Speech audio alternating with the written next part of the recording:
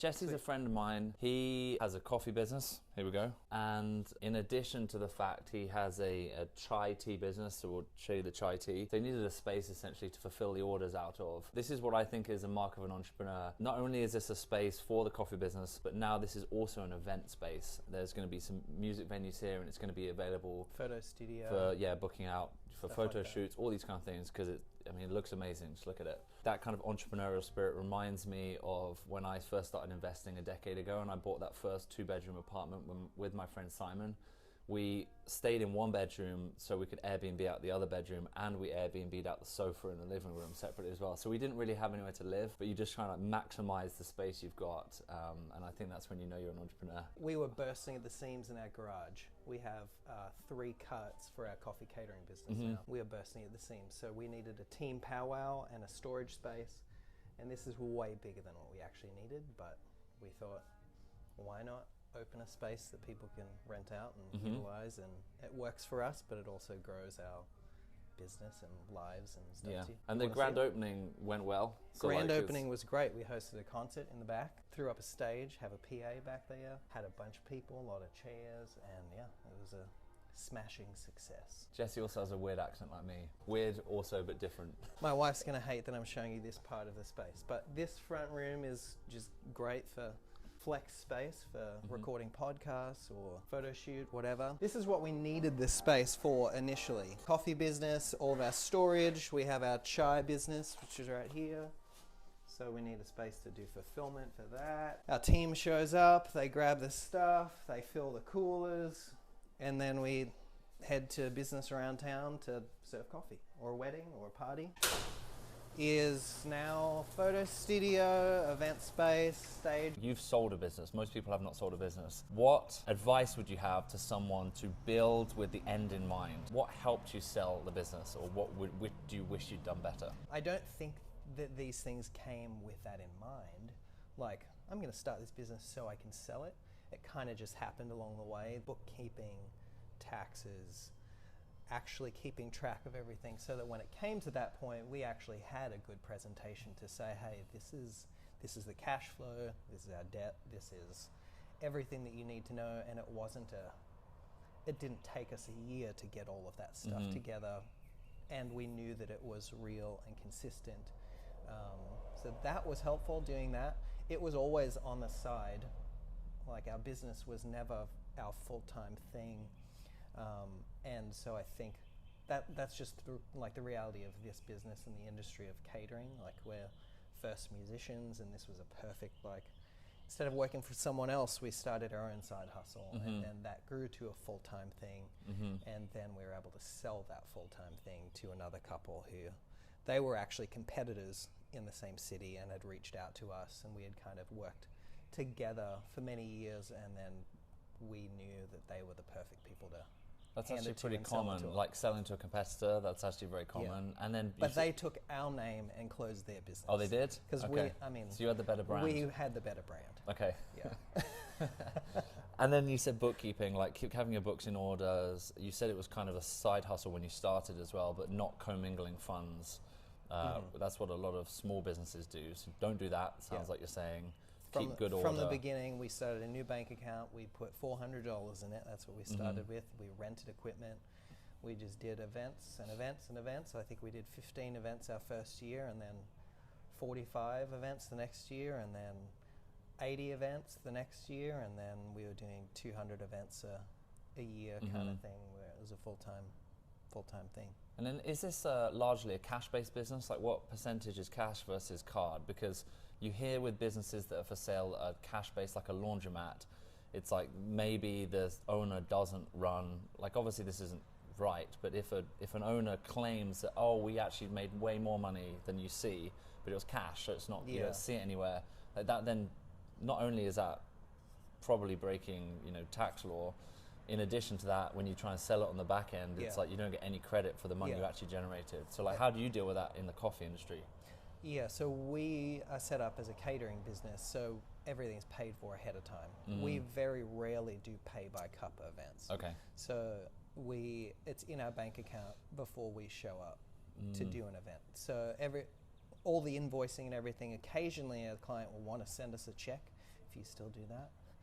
But most of them we use Square and Okay. have used Square for 10 years, where they just pay the invoice and that's it. So it's pretty easily trackable. Okay, that's good. So what advice would you have to your younger self? So you've done this for a decade.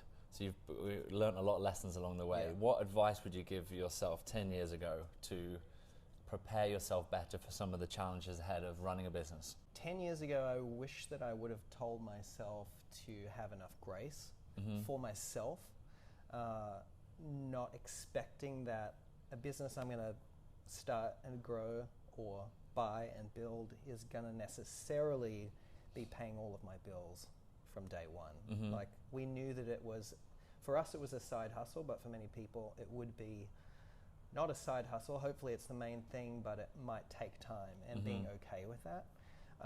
Because I think a lot of people, when they have the mental pressure of the finances to pay the bills and do everything from day one, it starts to affect the decisions you make and the way you make decisions.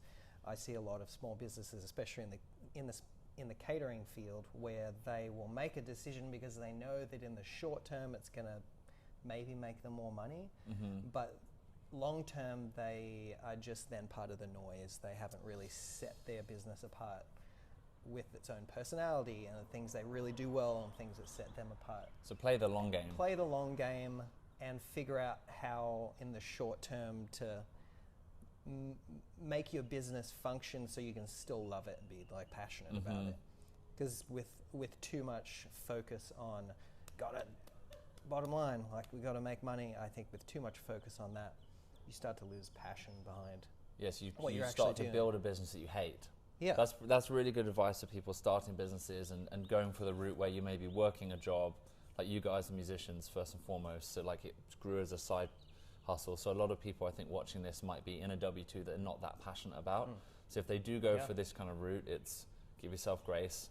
And we talk a lot about like the hockey stick or, you know, the kind of exponential curve. Like it happens with everything, whether it's Instagram or whether it's your investing or whether it's your business. You know, it kind of feels like you're just wading through mud for the longest amount of time. And then there's always that inflection point. It's just kind of a law of nature. It seems to be built into everything we do. And then you start to see the growth, which obviously you have now started to experience, which is awesome. So love this space for you. And it's funny that the challenges that you have early on are like hilarious compared to the challenges you have later on. Like, for example, we've been so busy, we bought our first vehicle a couple years ago, and we needed to buy another vehicle because we would drop. Now that we're in this space, we realized what was ours that we were using and what was not the business's. So once we moved here 6 months ago, like when we have double events, I've been dropping our personal vehicle off here in the morning and having to Uber home and then having to Uber back here to get a vehicle at the end of the day. So we were like, okay, we need another vehicle. So I was on one of these Uber rides back home from doing this, and this Uber driver was talking about, he's like, yeah, I'm looking for a new job. What do you think I should do? And I'm not usually like, I usually don't struggle to talk about like entrepreneurial stuff, but I could feel from him that he was looking for like a quick fix. And I was like, it's actually a mindset shift. Like, sure, you might be doing this job you hate for the next 5 years, but could you build something at the same time that in 5 years you are your own boss, you know? Because it's just the mentality of, they think they have to work for someone. Right. And even if you have to for a season, like you can build something at the same time, you know. Well, I think that's also good advice for people watching who probably want to buy a business, a lot of people watching. So you may not be in the right position right now to buy a business. You don't want to buy a business if you literally have no money, you're in debt, you're not like financially stable. Like this is a bad course of action. So you may need those 5 years to start to spend less than you make and build up a nest egg or like a base for yourself, put reserves away, all of these sensible steps to then in 5 years, maybe that's the time you can buy a business and take a salary from the business, and then you are your own boss. Yeah.